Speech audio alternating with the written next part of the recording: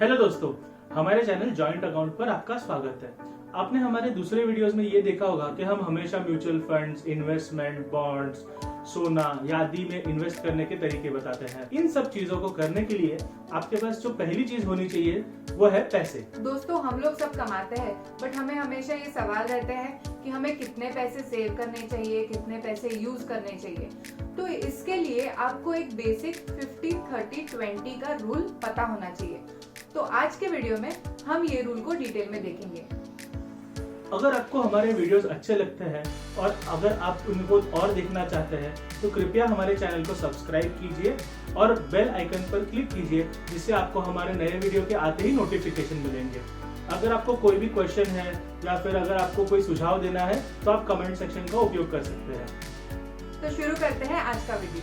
दोस्तों, अगर आपने नया कमाना शुरू किया है या फिर आप काफी टाइम से जॉब कर रहे हैं, फिर भी सबकी एक ही प्रॉब्लम है कि हमारे पास सेव करने के लिए पैसे नहीं बचते। और इसके कारण क्या होते हैं कि इस महीने थोड़ी पार्टी ज्यादा हो गई या फिर शॉपिंग हो गई या नया फोन ले लिया, तो इस वजह से हमारी सेविंग नहीं हो पाई।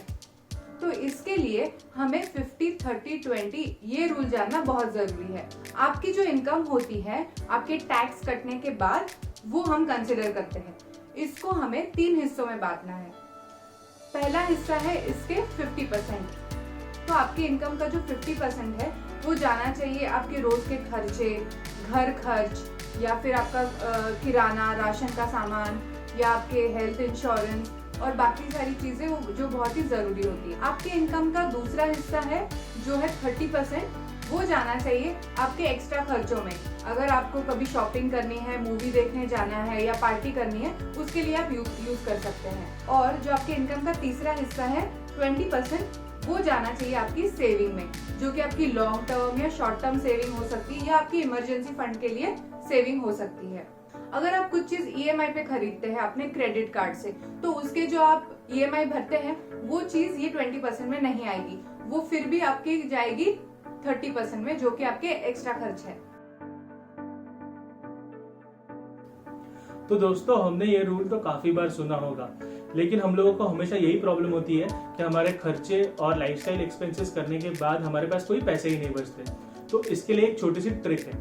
आपको पहले अपने 50%, जो कि अगर आप 25,000 कमा रहे हैं तो 12,500 रुपए होते हैं, वो पहले आपके रेंट और बेसिक खाना पीना वगैरह, ट्रैवलिंग वगैरह के लिए जो यूज करेंगे उसको निकाल लेना है। उसके बाद आपको 20%, जो कि 25,000 की सैलरी के हिसाब से 5,000 रुपए होते हैं, सेव करना है। और फिर बचे हुए 7,500 में आपको आपके लाइफस्टाइल एक्सपेंसेस को पूरा करना है।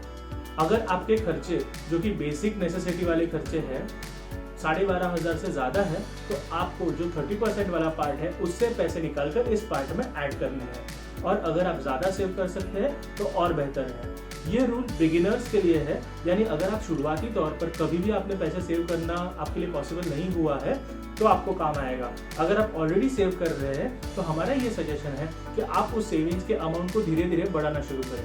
अब किसी की सैलरी अगर 25 या 30,000 है तो उनके लिए 5 या 7,000 रुपए से ज्यादा सेव करना थोड़ा डिफिकल्ट हो सकता है।